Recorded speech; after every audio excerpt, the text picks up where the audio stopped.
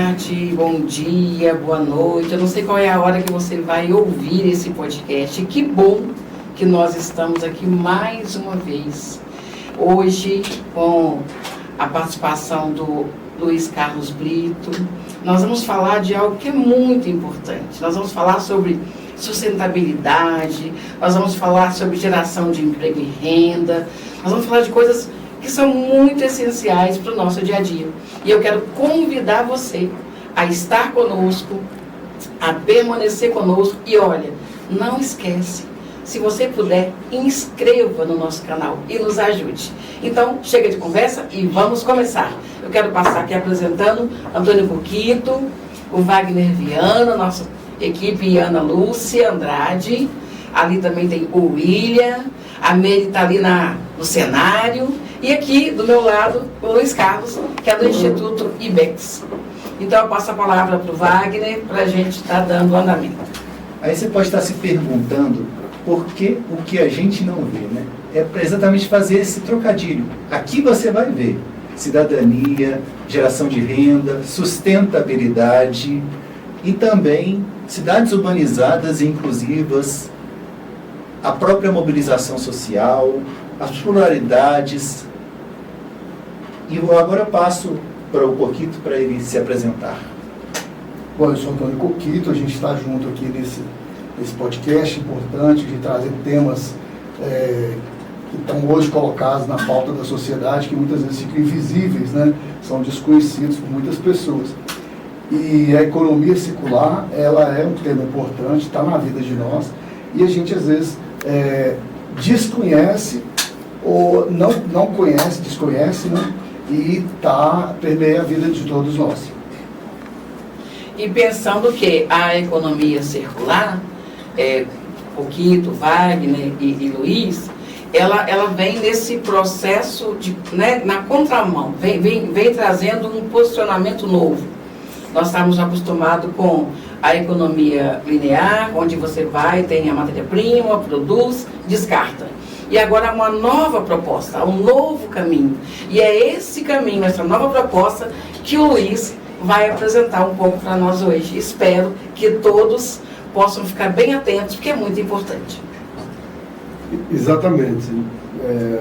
Muito importante no momento que começamos a tratar desse tema de forma mais abrangente, de um jeito que possa todo mundo começar a compreender, né, a importância dessa transição, né, dessa mudança de modelo que é essencial no nosso mundo contemporâneo, né, não apenas como um modelo que venha trazer soluções para essa questão aí da emergência climática, mas principalmente como um modelo que traz novas oportunidades, que traz a perspectiva da inclusão de uma forma bastante intensa, porque a economia circular passa necessariamente, no nosso caso do IBEX, Instituto Brasileiro de Economia Circular Solidária. Então, esse solidária diz respeito justamente da gente estar trabalhando com a ênfase sempre na educação, porque é necessário a conscientização da sociedade para que essa transição ocorra, para que essa transição possa ir se consolidando. E esse processo de educação ele vem necessariamente e obrigatoriamente trazendo as perspectivas e as formas de aplicação dele na prática, no dia a dia das comunidades. O Luiz, traduzindo, né, para o nosso público, o que é economia circular e a implicação que ela tem em cada um de nós, no nosso cotidiano, na nossa vida. Então, o que é economia circular e como que cada um de nós participa e se envolve com a economia circular? Como a Edna muito bem iniciou, né, a questão da economia linear e economia circular, a diferença mais marcante dos modelos é justamente que a economia linear ela tem esse modelo que você tudo, absolutamente tudo é descartável. Os produtos são fabricados, por exemplo, os produtos são fabricados com produtos de curta tempo de utilização, né? Você tem todo o processo de matérias-primas, eles passam e são apenas utilizados num ciclo curto de vida, né? Você vê uma garrafa de vidro, ela pode voltar na logística reversa, né, que é um dos fatores principais da economia circular. Na logística reversa, essa garrafa de vidro, ela não vai ser quebrada para ser reciclada o vidro, ela volta para ser reutilizada. Então você veja que nessa reutilização da garrafa, você tem uma redução, além da poupar o ambiente, você tem a redução no custo do produto, na fabricação. No dia a dia, você tem essa esfera, você tem ela em todas as áreas de consumo da sociedade. A gente vê que antigamente você comprava uma geladeira, a geladeira durava 10, 20, às vezes 30 anos, né? Uma geladeira durava até mais. Atualmente, esses tipos de produto é feito com um tempo curto, que é essa sociedade do consumo desenfreado. Na economia circular, você tem uma mudança do design. Quando eu falo design, é no processo de produção da economia circular. Qualquer coisa que você vai fabricar, você já vai para o processo de fabricação, ele já parte desse princípio, primeiro, dos produtos terem, no caso, por exemplo, de eletrodomésticos, né, eletrônicos, maior tempo de duração. Né? E, além desse ter maior tempo de duração, eles poderem, nos seus componentes como um todo, eles serem reaproveitados, ou seja, aquele produto ali esgotou um ciclo de vida, a matéria-prima que está ali e que vai ser fruto da desmontagem daquele produto, ela serve para a fabricação de outros produtos, né? É como você tem um exemplo interessante que nós temos, na Olimpíada do Japão, as medalhas, o ouro, a prata e o bronze das medalhas da Olimpíada do Japão foram produzidos com o ouro, prata e bronze presentes nos celulares descartados. E no nosso dia a dia isso está em basicamente todo o contexto da vida cotidiana das pessoas. O tempo inteiro estão presentes essas oportunidades de você reduzir o dano ao meio ambiente, reduzindo o custo, gerando oportunidades de emprego e trazendo... A gente vê, Luiz, que esse é um grande movimento que muda a consciência nossa, né, de cuidado com o planeta, é um processo de educação e de reeducação não social. Eu te fiz uma segunda provocação, eu queria que você me falasse. Como que o cidadão, no dia a dia, pode participar do processo da economia circular e no cotidiano, né? Fazendo acontecer, né? A primeira etapa do cidadão, como de qualquer instância da sociedade, no processo da economia circular, ela é a educação. Né? É preciso que as pessoas compreendam o que a economia circular significa e representa em termos de perspectivas de oportunidades de novos negócios, de novas oportunidades de empreendimento, e sendo que esse aprendizado ele se consolida quando você vai com ele para a prática. Aí você tem N exemplos. Por exemplo, com o IBEX, a gente já, a partir dessa cartilha que a gente observa aqui na nossa mesa, a gente já tem o pessoal do IBEX, uma turma da Sociedade São Vicente de Paula, produzindo sabão de excelente qualidade a partir do óleo descartado de cozinha. Então você veja, o óleo que vai para a poluição de rios do nosso lençol freático,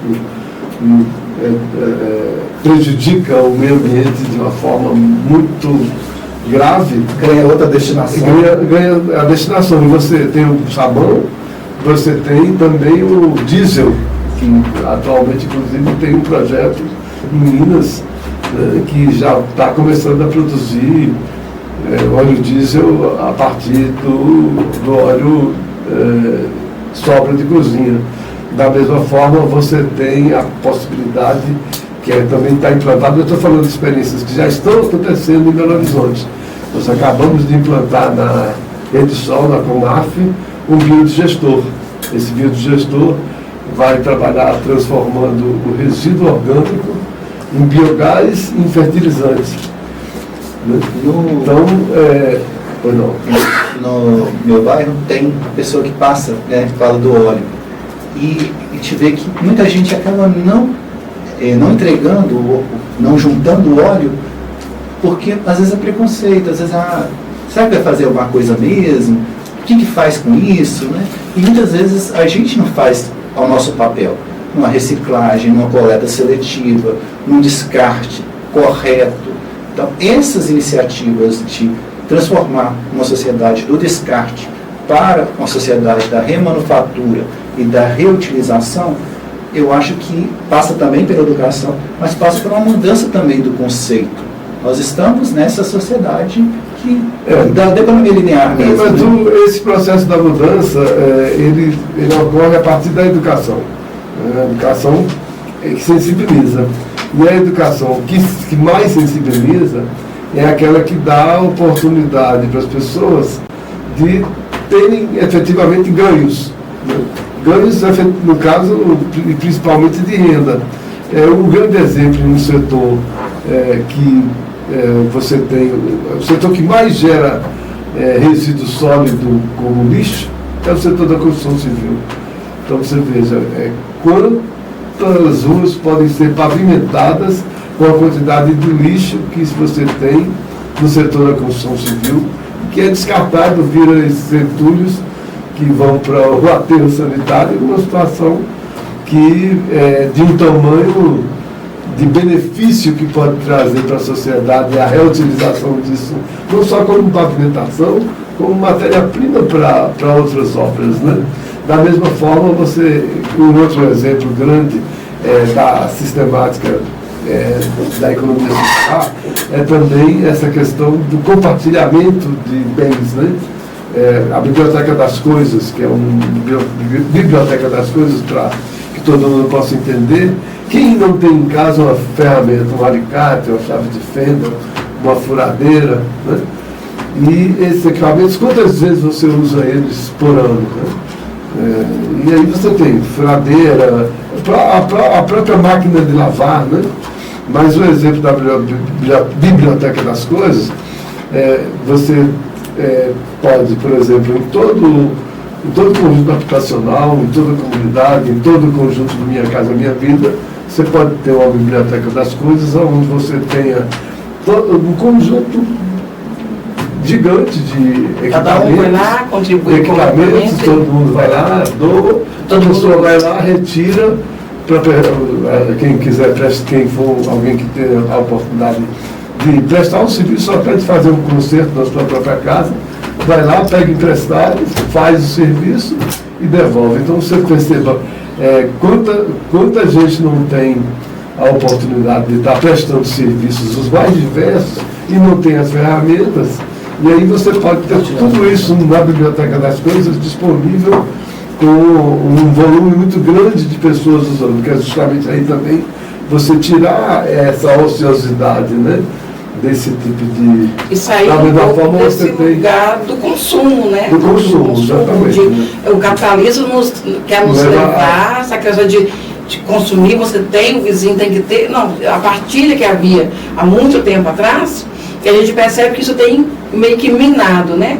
Agora eu fico pensando, Luiz, quando o Wagner traz, e você também traz a questão da educação, nós sabemos que mudança de comportamento não é algo que é fácil, gente. As pessoas, elas aprendem, a sociedade meio que vai modelando, o sistema vai modelando, e aí quando o Wagner traz essa ideia de que tem ali a coleta seletiva, mas que tem um ou outro que não se abre, porque fica naquela coisa de, será que vai fazer, será que eu dou, será que eu não dou? Acho essa questão, a educação, ela parte desse princípio também de que Nós, enquanto, à medida que nós vamos conhecendo o assunto, nós vamos sendo divulgadores. Por quê? Porque, segundo eu penso, e eu não sei se o Luiz vai ter esse mesmo entendimento que eu, que a mudança do comportamento, ela acontece a partir dessa mudança da construção do pensamento. Com certeza. Porque, se não houver isso, vai permanecer na rigidez, não há flexibilidade, não há espaço para o novo. O que você diria para a gente sobre isso a partir do IBEX, Luiz? Olha, a experiência do IBEX, ela tem um foco muito, literalmente quase radical, vamos dizer assim, de que em nenhum momento a gente vai levar só o conhecimento, só a educação. Então você leva a consciência desse processo da sistemática da economia circular, sempre associada a uma condição de que a pessoa vai adquirir aquele conhecimento e ela vai ter a oportunidade de colocar ele na prática no seu dia a dia. Uhum. Então, na sua casa, porque, por exemplo, quando fala de separar a reciclagem para a economia circular, o processo do que seria feito da forma correta, você vai separar, você vai separar os plásticos, você vai separar os plásticos por tipo de plástico, você não vai juntar tudo. Porque qual é a dificuldade que você tem hoje com a coleta seletiva, por exemplo?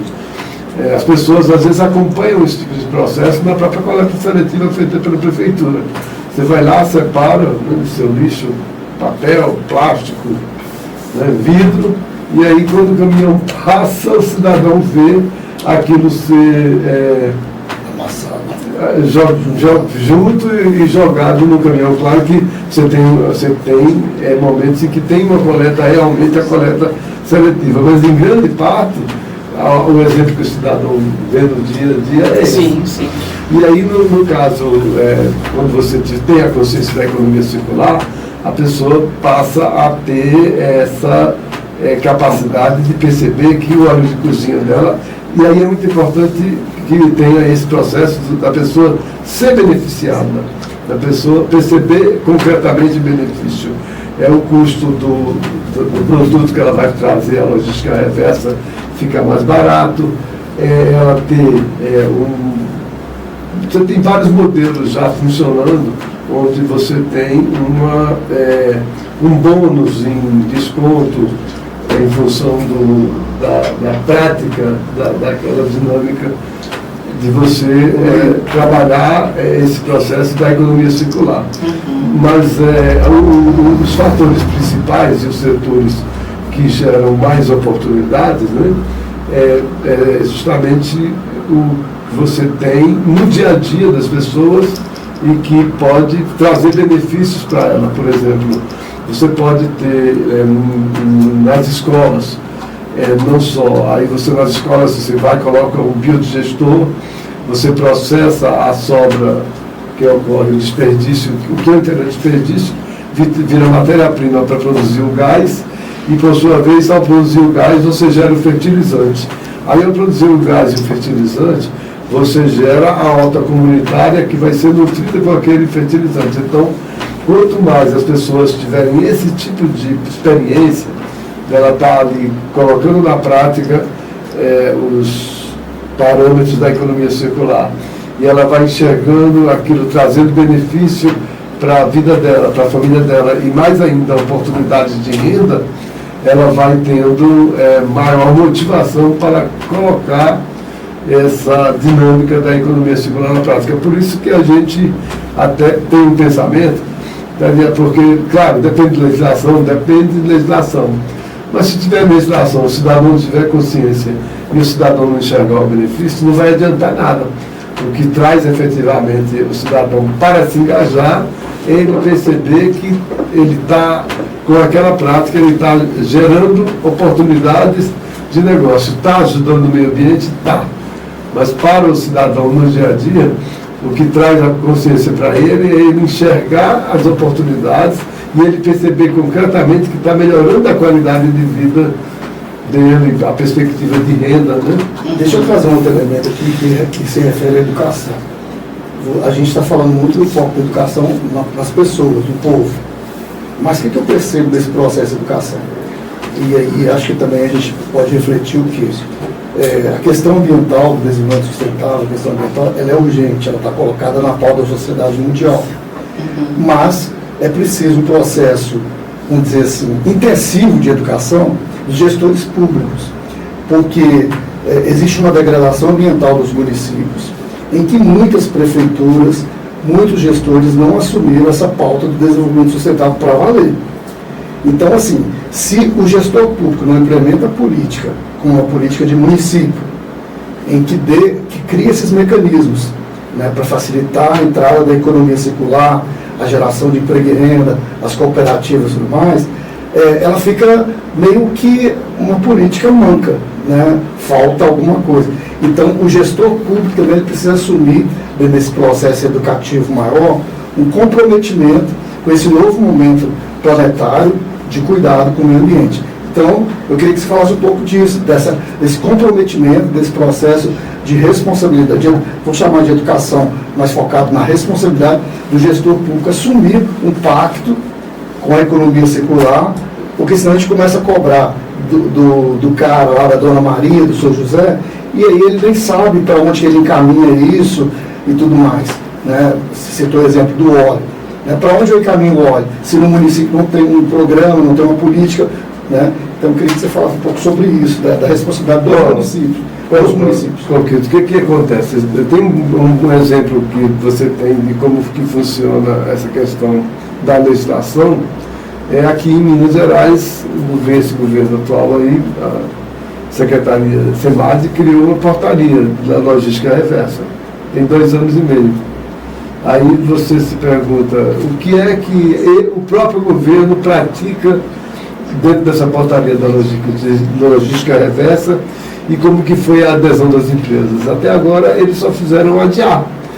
Então, é claro que a gente enxerga essa necessidade, absolutamente a necessidade da legislação é fundamental, mas o que nós percebemos enquanto IBEX, e a proposta do IBEX é que a sociedade não pode esperar. Inclusive porque, partindo da sociedade, você tem mais segurança de longevidade e de que isso tenha a perspectiva da economia circular e tomando conta do processo. Claro que você tem um dado que é o modelo linear, ele está obsoleto, o planeta não consegue, não aguenta mais, né? O planeta não aguenta mais esse modelo de consumo, ele está completamente obsoleto. Você se sabe que ele está obsoleto já há muito tempo e, de fato, muito pouco se fez para que essas mudanças necessárias fossem se consolidando.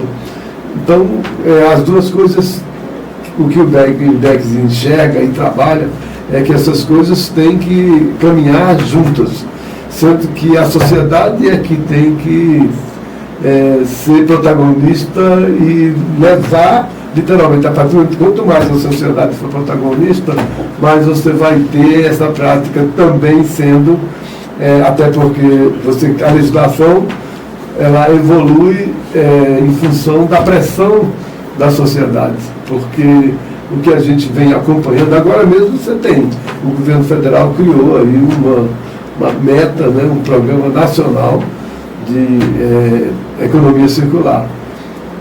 E o que a gente vê é que tem algumas coisas concretas. Por exemplo, esse programa do biodiesel é um programa da Petrobras. Então a Petrobras está recolhendo óleo, a pessoa que recolhe o óleo vai ter um benefício, e é uma coisa muito concreta porque você tem aí esse momento da alta do biodiesel, mas é uma coisa específica. E na economia circular você tem que ir trabalhando com a visão sistêmica, você precisa que todos os setores venham abraçando esse processo. Falamos em cidadão, falamos em sociedade, e o que as empresas podem fazer? Né? Principalmente, nós estamos numa sociedade em que é o famoso ganha-ganha. Né? A empresa precisa se sentir motivada e até financeiramente para que ocorra alguma coisa, né? Colocar exemplos simples, pontuais, né? Aquele lacre de refrigerantes, de cerveja, pode virar uma bolsa. Uma lona de um banner colocado pela empresa pode virar outra bolsa, outro estilo de bolsa. E, às vezes, fica muito naquela ideia de, enquanto as pessoas não virem que o sustentável pode vir a ser até um pouco, usando um termo cult, né? Tipo, isso é legal, nossa, uma bolsa assim me demonstra que eu sou de determinada forma, e isso mudar um pouco o conceito. O orgânico, alimentação orgânica, tudo mais, isso já tem uma boa visibilidade. Tem um movimento já das empresas nesse sentido, de tentar priorizar tecidos diferentes e coisas ligadas à reutilização, remanufatura? Sim. Tem um bom exemplo, mas é exatamente o que eu estava comentando, da questão sistêmica. Por exemplo, a Coca-Cola, as fábricas da Coca-Cola já reutilizam a água, né? E você tem um volume muito grande de shoppings, empreendimentos que já fazem a utilização da água. Mas você veja, é um item de milhares de outras ações que deveriam ser praticadas, colocadas em prática e que não são colocadas em prática. Um outro exemplo que você tem uma fábrica da Heineken que está sendo implantada agora em Passos, e que ela já vem completamente na concepção dos parâmetros da economia circular. O fato é que a economia circular, ela é irreversível, essa transição, essa transformação, ela tem que acontecer porque, como a Edna colocou com muita propriedade, esse modelo do descartável, né? Você não tem matéria-prima para suprir as necessidades humanas, principalmente água, né? É um dos maiores problemas que a gente tem. Hoje você já tem muitas iniciativas de reaproveitamento da água, né? Mas o contexto do ponto de vista governamental, o que ocorre? A gente está no ano eleitoral. Então, esse ano eleitoral tem aí uma oportunidade, essa legislação, a portaria da economia circular foi aprovada, o decreto pelo governo federal no final de 2025, agora tem um programa nacional previsto para ser implementado, e você tem as oportunidades imensas, principalmente no setor da construção civil, né? A gente está com o INDEX hoje, temos projetos em andamento com o sindicato da construção civil, meu nome é o... construção pesada? Fica ali na perto da Assembleia. Tem um projeto, com isso tem um projeto com o Minas Tênis. Você tem ideia, o Minas Tênis gera um Maracanã de lixo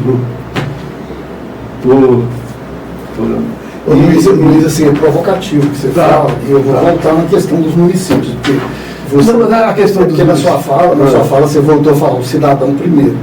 Não é que é o cidadão primeiro, é porque se a sociedade não tiver sensibilizada e atuando, a dependência do setor público...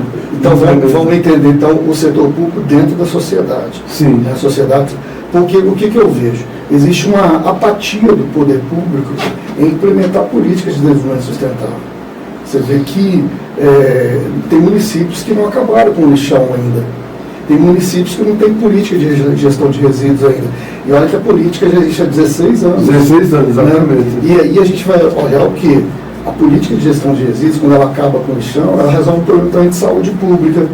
Ela cria mecanismos de implementação de política de assistência social, porque quem vive do lixão, ele está em situação de vulnerabilidade social, que ele vai lá buscar resto de comida, ele de repente corre o risco de furar o pé num prego, numa agulha, então vira um problema de saúde pública. Sim, e quando o poder público não assume isso, as pessoas estão continuando indo no chão, continuam buscando sobrevivência, porque as pessoas estão numa extrema situação de vulnerabilidade, que elas buscam esses mecanismos de sobrevivência. Então, para mim, o poder público ele precisa assumir um protagonismo, porque assim, aí, por isso que eu estou falando aqui, desse contraponto com a sua fala, eu concordo com você falou que a sociedade também precisa ser protagonista, mas o poder dar o pontapé e trazer a sociedade junto, né, trazer a sociedade junto, porque aí a gente cria uma liga, né, da consciência da sociedade, mas da consciência do poder público. Eu não sei se vocês concordam comigo, mas, a meu ver, essa questão do gestor público, às vezes, esbarra muito também na questão dos interesses, né? Infelizmente. Sim.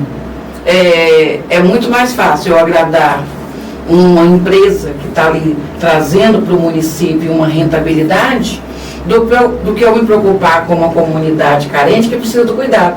Que não deveria ser, mas o que a gente percebe que infelizmente acontece.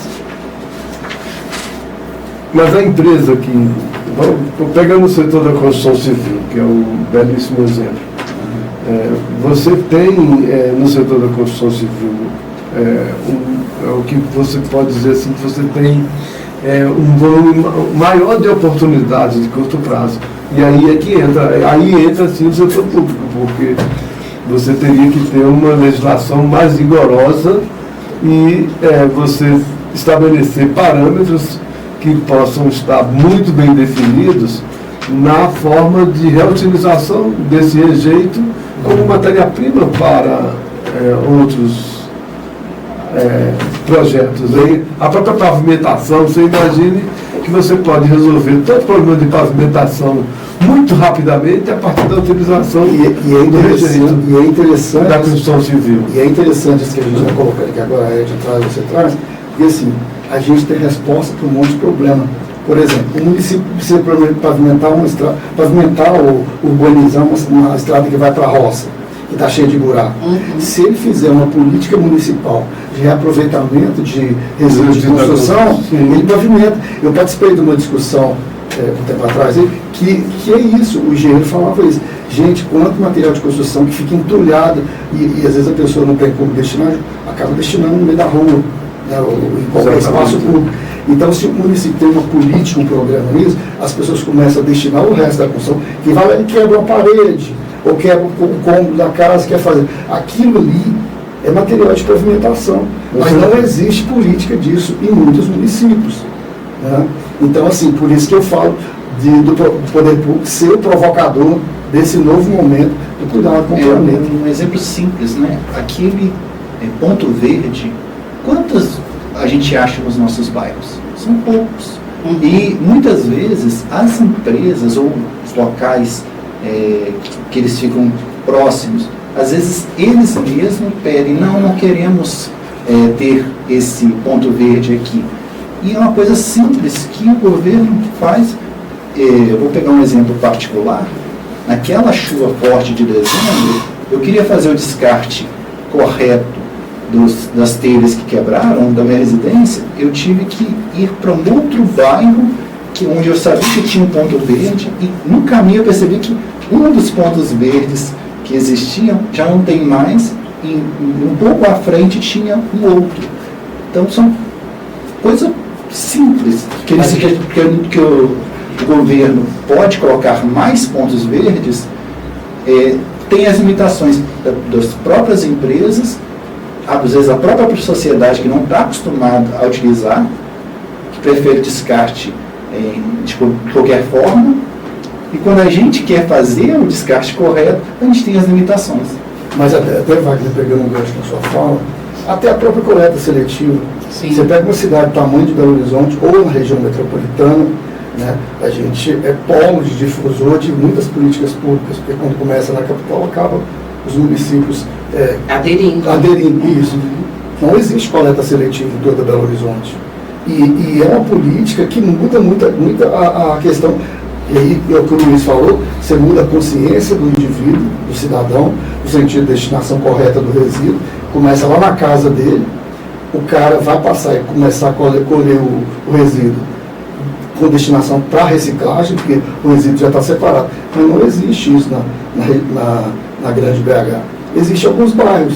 Quer dizer, quanto tempo já existe essa discussão que tem a ver com a política nacional de gestão de resíduos?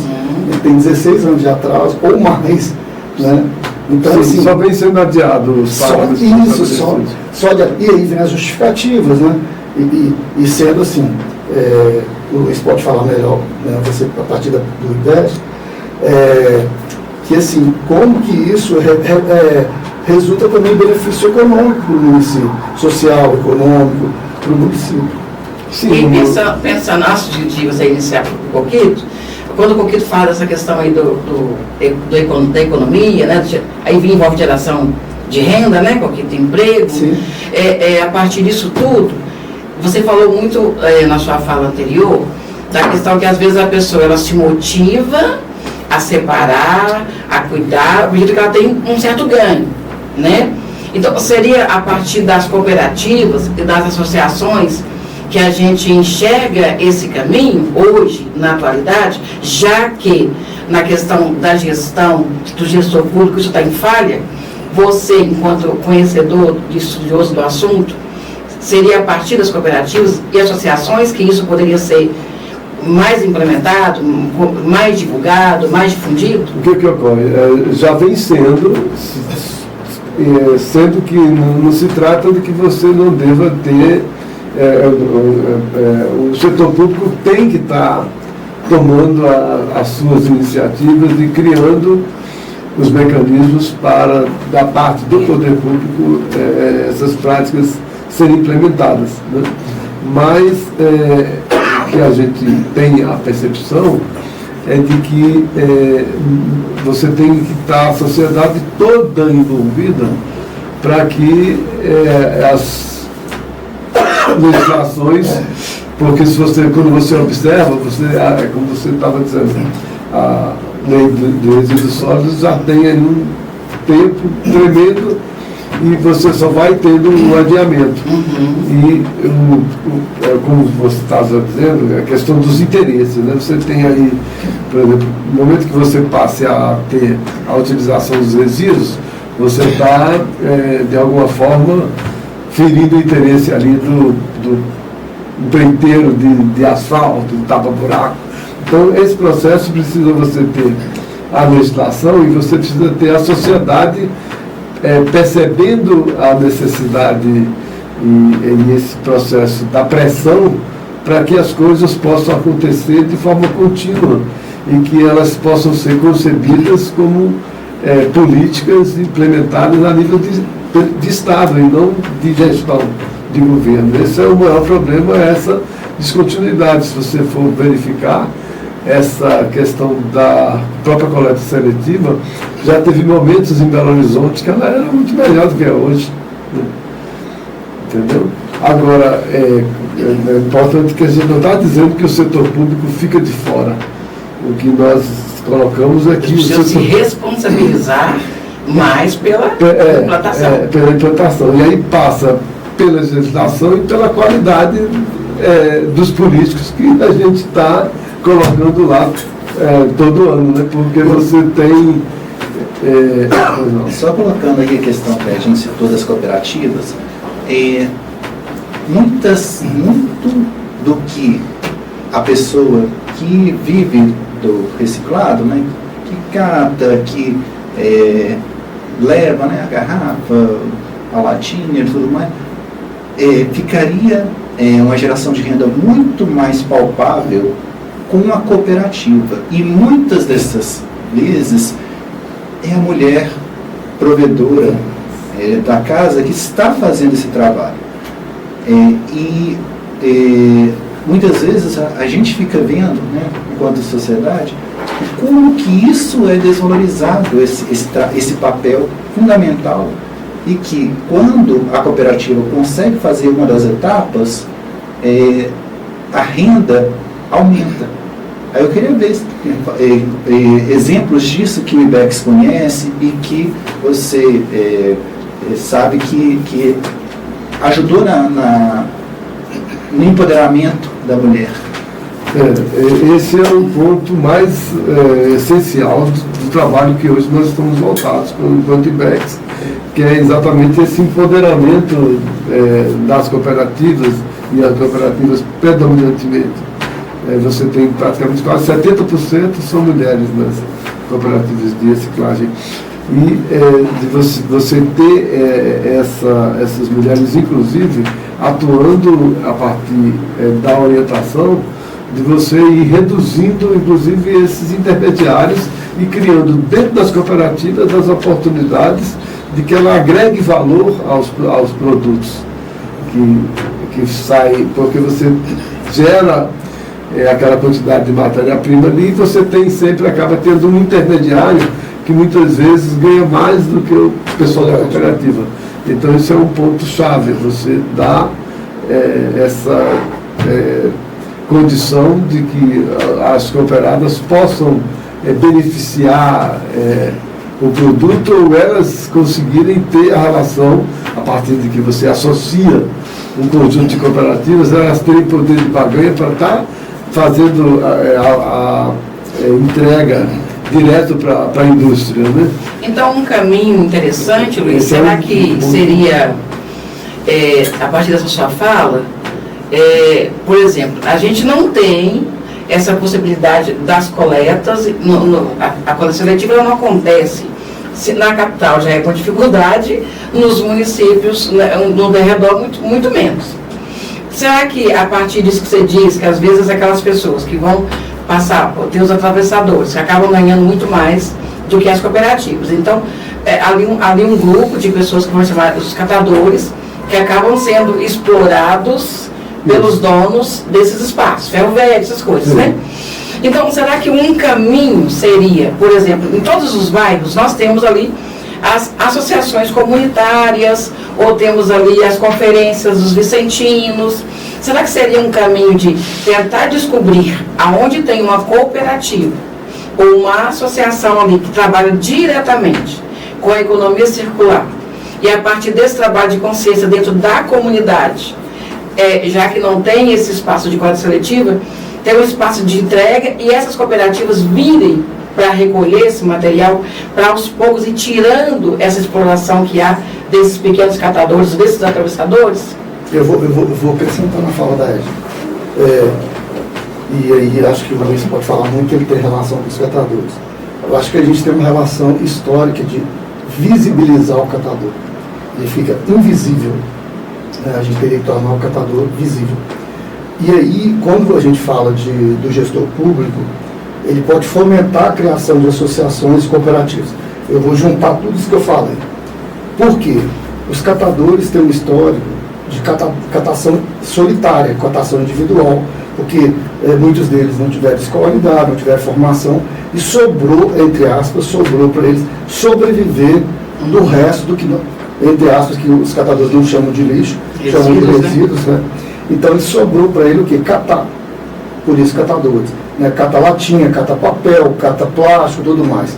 Então, eles ficam à margem na invisibilidade, né? Porque a nossa sociedade ainda tem esse preconceito, né? Com quem está à margem catando lixo, catando o que a gente descarta.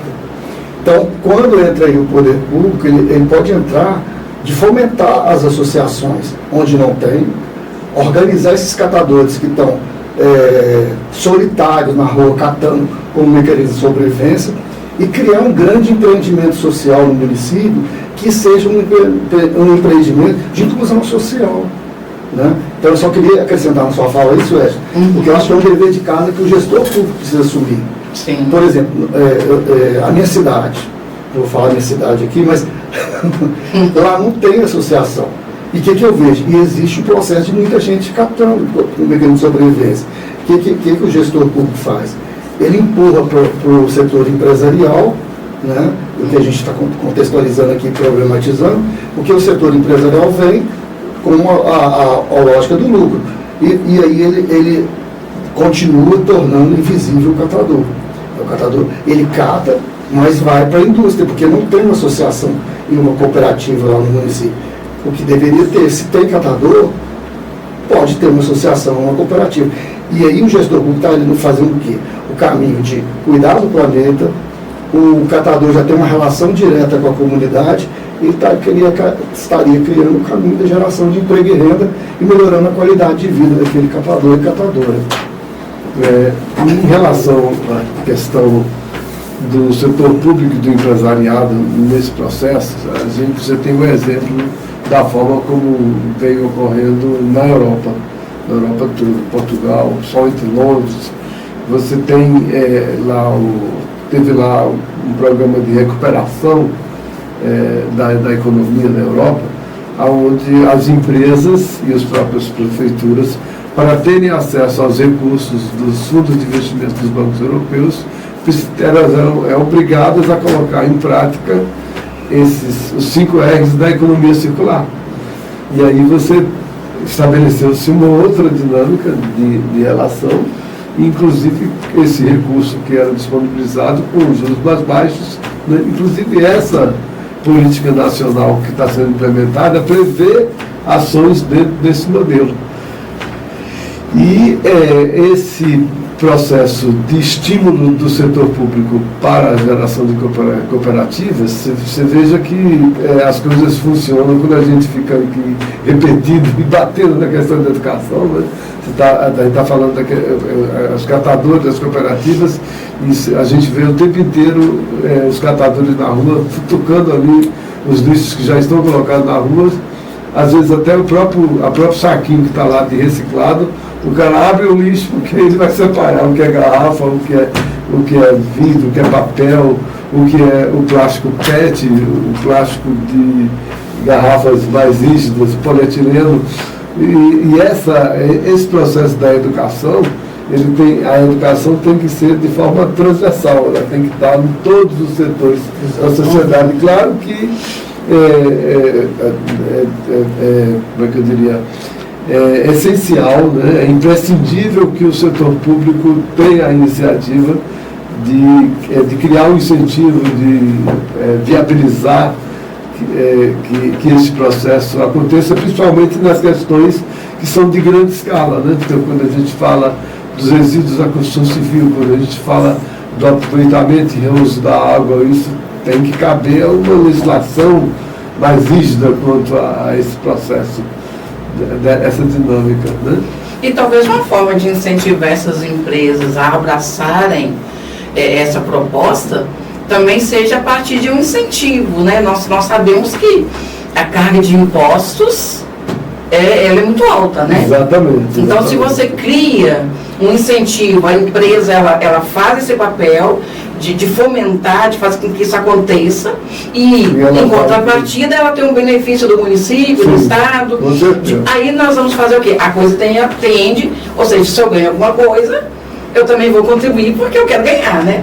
Infelizmente há uma cultura dessa questão do eu faço, mas eu tenho um interesse por trás, né? Isso você acha que essa questão ajudaria na sua visão? Ela é a base, da mesma forma que o cidadão busca as oportunidades, é necessário que o setor público tenha a percepção de que ele vai ter ganhos efetivos, inclusive de escala, no sentido de redução,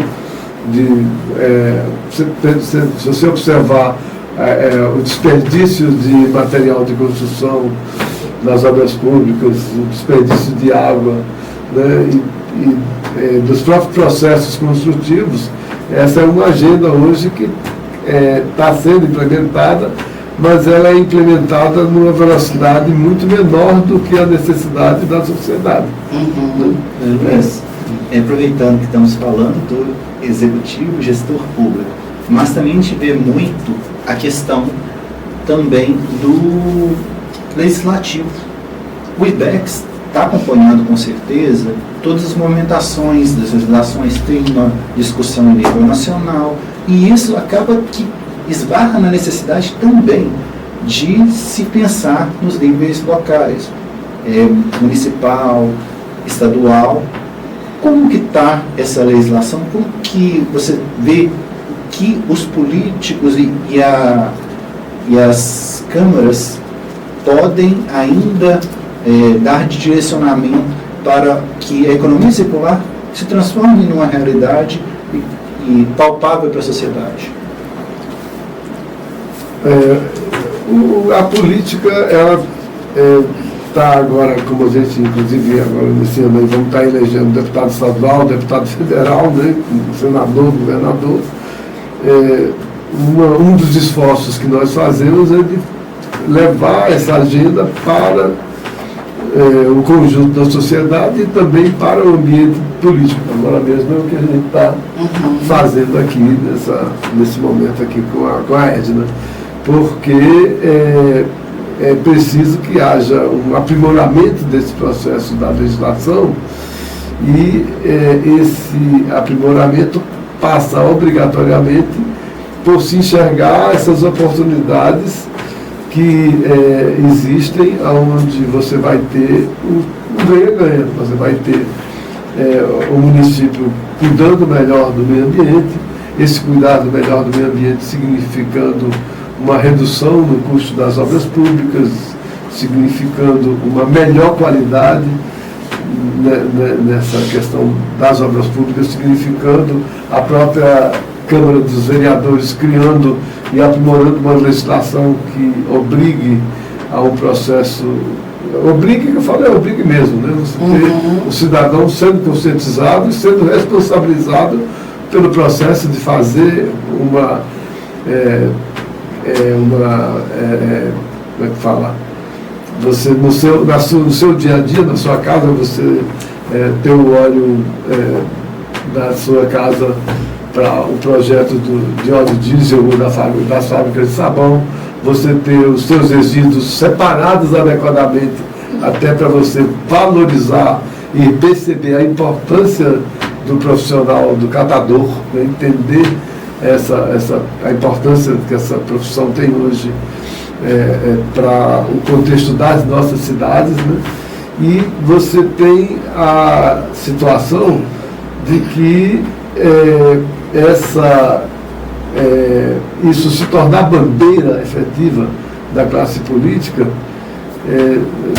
passa, aí novamente a gente vai, quanto mais o cidadão tiver ali consciente e percebendo, e você já tem isso colocado para a sociedade, você já tem, por exemplo, as pessoas já comentam isso, 30% das pessoas, e claro que você tem exceções, né? Você tem um Boticário, você tem uma Natura, você tem algumas empresas, o próprio setor de bebidas já está bastante preocupado com isso, até porque o custo da matéria-prima de vazamento, que é um custo alto para eles, é preciso solucionar essa questão da logística reversa nesse setor, né? Mas a parte da política, ela funciona mais funcionando sim pela sensibilização, pela consciência, é o que? O financiamento, por exemplo, do setor agrícola sair a partir de que aquela propriedade e aquela produção vai adotar práticas da economia circular. Os financiamentos dos projetos da Minha Casa, da Minha Vida, exigirem dos construtores e criar uma legislação que diga, não, todo conjunto que tiver mais de 1000 casas tem que ter um guia de gestor, tem que ter uma biblioteca das coisas, tem que ter, ou seja, você tem essa perspectiva de que isso se torne para a classe política bandeiras, mas essas bandeiras vão ser efetivas, adotadas por esses políticos no momento que a sociedade tiver maior sensibilidade e também colocando em prática. As duas coisas têm que caminhar juntas. Eu não estou deixando, a gente não deixa de perceber a importância da política, mas eu confesso a vocês que a gente tem um certo ceticismo com relação à classe política. E não basta ter a lei no papel se não tiver implementada. E a implementação... Porque a gente vê isso no nosso país. A gente vê muitas coisas. Essa legislação que está saindo agora, que essas metas que estão estabelecidas por essa legislação do governo federal, apontam um caminho, né, nessa direção. Luiz, nosso podcast está fantástico, acho que você traz muitas questões importantes. A gente está caminhando para o final. Você trouxe no início aí a questão que é um caminho sem volta, né? E é um caminho sem volta mesmo, cuidar do nosso planeta, que tem a ver com a nossa sobrevivência e a vida de quem vem depois de nós. Mas aí a gente, infelizmente, né, a gente tem um tempo, está acabando o nosso podcast, eu passo para a Edna fazer o fechamento. Bem, para quem está, de repente pegou, né, a gente já na conversa em andamento, né? Hoje nós estamos tratando do tema da sustentabilidade a partir do INBEX, trazendo para a gente esse conhecimento, né, com o Luiz. E é lógico que é um assunto, gente, que nós não temos aqui a pretensão de esgotar com um podcast. Mas o nosso objetivo hoje é despertar você que está aí em casa, você que vai estar ouvindo esse podcast, você que vai estar assistindo, é despertar em você esse desejo de começar a buscar mais conhecimento, a de entender que você que está aí, a partir de um ato, de uma ação simples que você pode ter, você pode mudar a qualidade do nosso ambiente, do nosso planeta. E às vezes a gente espera grandes mudanças a partir de grandes propostas, e muitas vezes a mudança ela começa agora, aqui, dentro da minha casa, dentro do meu trabalho. Então, assim, o nosso objetivo hoje é incomodar. A palavra é essa, é começar a te incomodar. Você que vai estar assistindo, é que você busque mais conhecimento, é que você busque mais uma forma de aplicar sobre a economia circular solidária. Então, assim, nosso objetivo é trazer isso para você e que você comece a difundir isso também, a fazer o seu papel. E aí eu vou passar para o Luiz para ele fazer para nós, né, esse último momento, alinhavando tudo isso, arrematando. Desde já, viu, Luiz, muito obrigado pela sua participação conosco, muito obrigado pela sua presença, também o Wagner, Coquito, a Aninha, a Ana Lúcia, que a gente chama de Aninha, aquela pequenininha, o William, a Meire, né? Então, assim, nós estamos unidos num propósito, que é trazer conhecimento, que é trazer as pessoas a uma descoberta, ou seja, a um caminho a seguir. E a gente vai começar a trilhar. Não vamos chegar em algum lugar, mas é a partir do primeiro passo. É isso. Como você disse, Edna, esse é um aspecto, diria assim, central, porque essa transformação, ela começa dentro da casa de cada um, do lugar que você mora, do bairro que você mora, da cidade que você vive. Então, você, a partir do que você, ali na sua casa, coloca em prática, você tem as roupas que você levaria, às vezes, muitas vezes joga no lixo, você está doando para, vamos dizer, roupa às vezes malha, que não serve mais para nada, se usa a malha para fazer cheio de almofada, né? É isso aí. Na cooperativa Copesol mesmo, está sendo criado agora um bazar que vamos ter vestidos de noiva. Você tinha perguntado sobre aproveitamento de já exemplos de empresas, né? A CIA tem hoje uma fábrica só com a reutilização. O cidadão vai lá, devolve, tem um desconto, devolve a roupa usada que ele não usa mais, tem um desconto, e aquela roupa usada é usada na fabricação de outras roupas, né? E você tem calças jeans usadas para fazer bolsas, você tem escovas de dente usadas para fazer arranjos fazer de plástico. Coisas artesanais. Então, a sociedade perceber que não há mais tempo, né? Você Sim. não vai ter outro planeta para morar.